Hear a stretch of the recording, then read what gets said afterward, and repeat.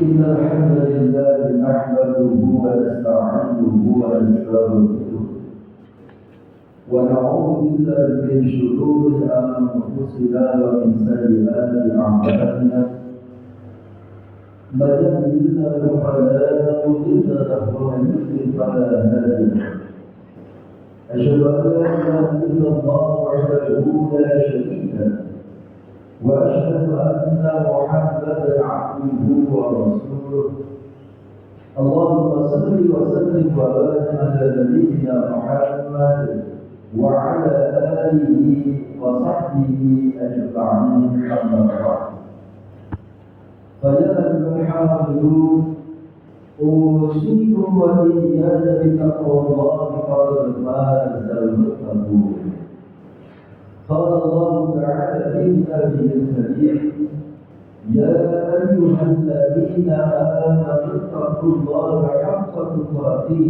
ولا تموتن إلا وأنتم مسلمون. Hadirin sebagaimana diberkahi Allah Subhanahu wa taala. Alhamdulillah, tsumma alhamdulillah, tsumma alhamdulillah. Tidak bosan-bosannya kita senantiasa memanjatkan rasa syukur kita kepada Allah Subhanahu wa taala.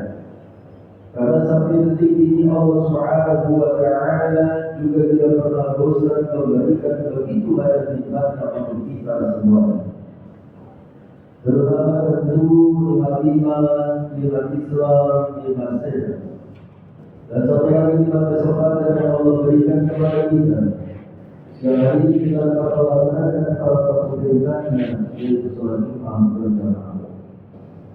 Mudah-mudahan seluruh rangkaian ibadah yang kita lakukan dalam hidup kita akan tercatat sebagai amalan shalihah maqbulan yang dapat menyelamatkan hidup kita di hari kiamat nanti. Amin ya rabbal alamin. Selanjutnya salawat serta salam tidak akan pernah lupa kita sanjungkan kepada uswah dan qudwah kita, panutan dan anutan kita, baginda Rasul Muhammad sallallahu alaihi wasallam beserta keluarganya, para sahabatnya, para penduduknya dan kita semua seluruh umatnya. Mudah-mudahan kita semua mampu memandiri yang diinginkan akan mendapatkan syafaat dari beliau di zaman nanti. Amin ya rabbal alamin. Hadirin yang dimuliakan Allah Subhanahu wa taala. Selanjutnya tidak lupa fadilah khususnya untuk diri sendiri dan umumnya untuk jamaah sekalian.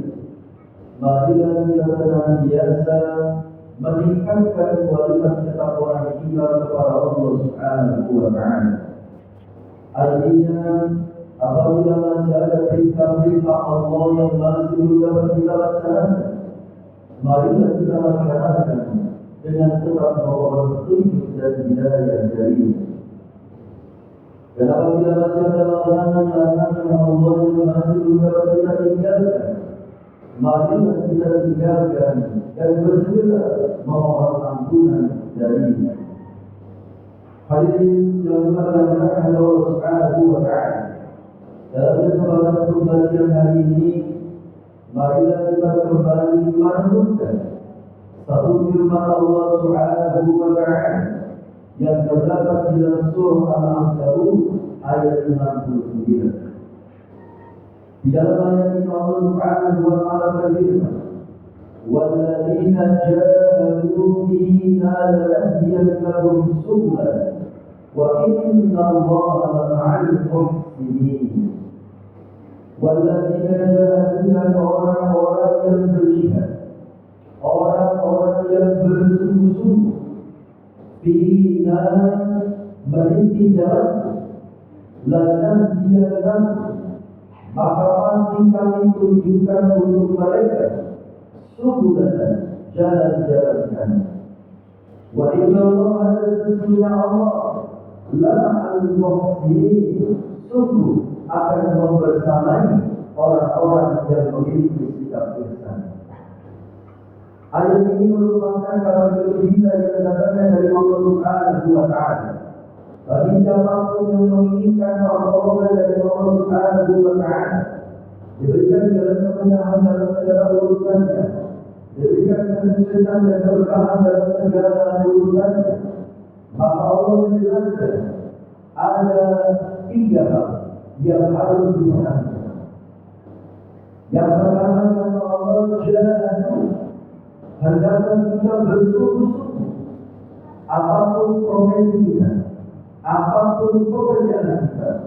Kalau kita ingin mendapatkan pertolongan dari Allah Subhanahu wa Ta'ala, untuk diberikan kemudahan dalamnya, untuk diberikan kesuksesan dalam hasilnya, maka kita harus bersungguh-sungguh dalam menjalankan pekerjaan kita, apapun profesi kita. Lakukan pekerjaan kita sesuai dengan SOP. Lakukan pekerjaan kita sesuai dengan ketentuan dan aturannya. Lakukan semuanya dengan persungguhan. Termasuk ketika kita memiliki cita-cita, harapan dan keinginan. Kalau kita ingin dibantu memudahkan untuk diwujudkan apa yang kita inginkan, dibantu oleh Allah Subhanahu wa Ta'ala, lakukan prosesnya dengan persungguhan. Begitu pula bahagia pada saat kita memiliki masalah yang menggigit dada kita, menyesatkan dada kita. Kita ingin menyelesaikannya. Maka yang pertama, bersungguh-sungguhlah di dalam berikhtiar dan berusaha untuk menyelesaikan.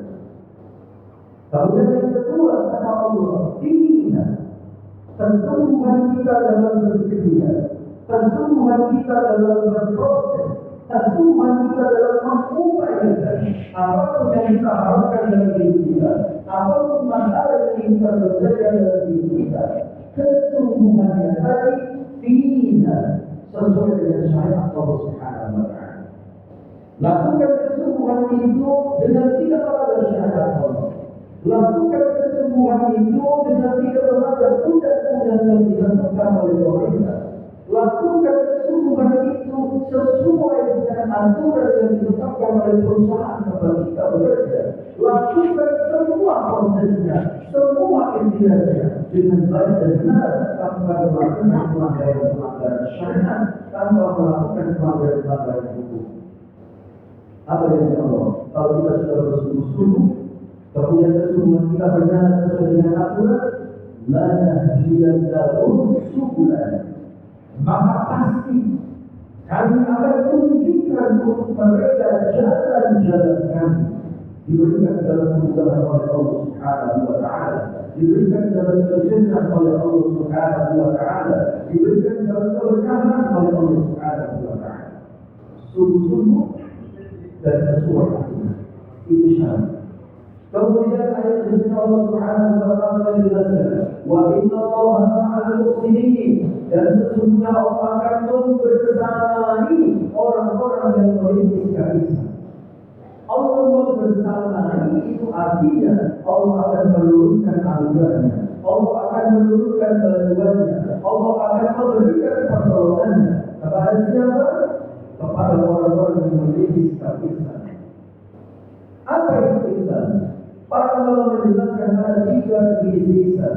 Yang 2 disampaikan oleh para ulama dan yang ketiga disampaikan oleh baginda Rasulullah sallallahu alaihi wasallam. Kalau kita ingin mendapatkan pertolongan dari Allah, maka yang ketiganya adalah ihsan. Apa itu ihsan?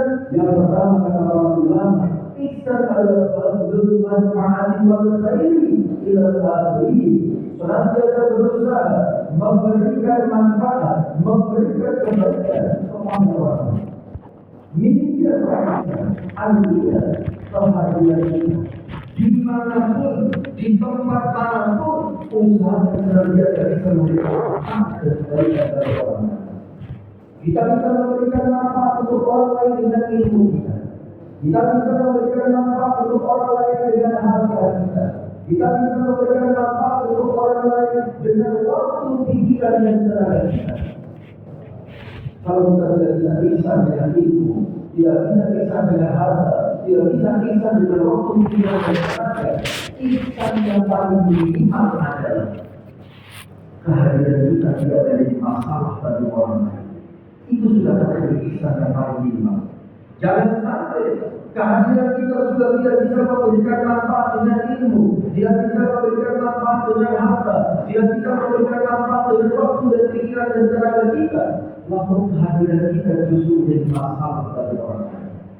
Orang yang seperti ini maka biasanya kepergiannya akan disyukuri dan kehadirannya tidak akan disukai. Na'udzubillah. Kalau kita ingin mendapatkan pertolongan dari Allah, ini kisah. Kehadiran kita bisa memberikan manfaat bagi orang lain.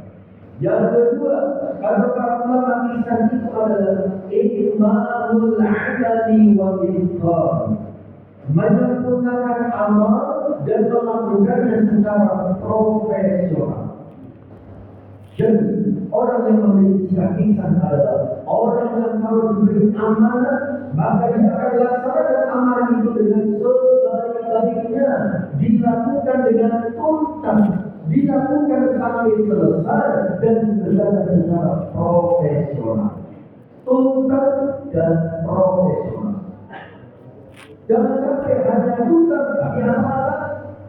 Jangan sampai dilakukan sebaik-baiknya tapi tidak setengah-setengah. Orang yang memiliki kisah ketika dikasih amanah, dia laksanakan amanah itu sampai tuntas dan dilakukan dengan profesional. Kemudian kisah yang ketiga disampaikan oleh Nabi Rasul Muhammad SAW.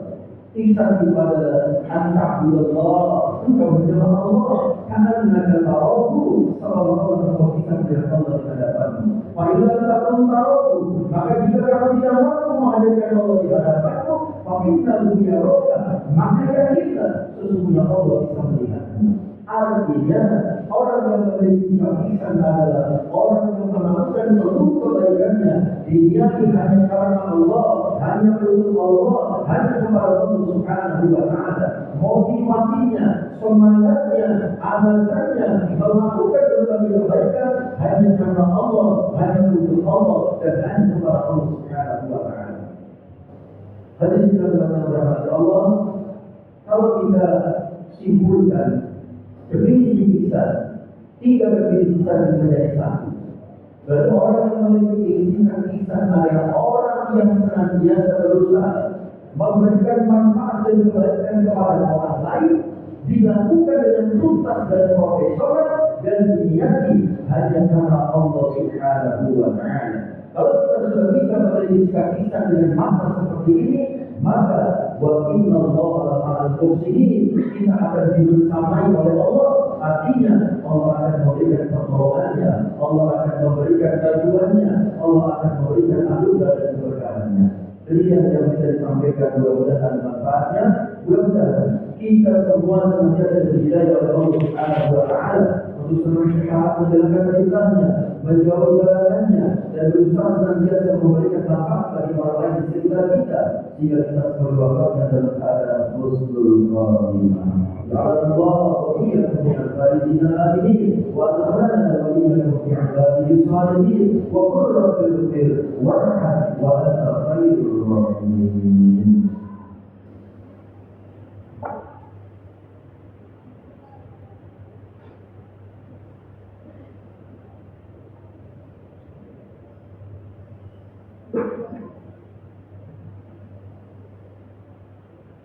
Alhamdulillah alladzi arada an na'mal as-salihat. Asyhadu an la ilaha illallah wahdahu la syarika lahu. Syahadatan tudhi qa'ilatan 'anil muhdikat. Wa asyhadu anna Muhammadan 'abduhu wa rasuluhu nabiyyus salam. Wassallallahu wa sallamu 'alaihi wa 'ala alihi wa ashabihi ajma'in. Amma ba'd, fa ya ayyuhal أوصيكم وإياي بتقوى الله وقد فاز المتقون. قال الله تعالى في كتابه الكريم: إن الله وملائكته يصلون على النبي يا أيها الذين آمنوا صلوا عليه وسلموا تسليما.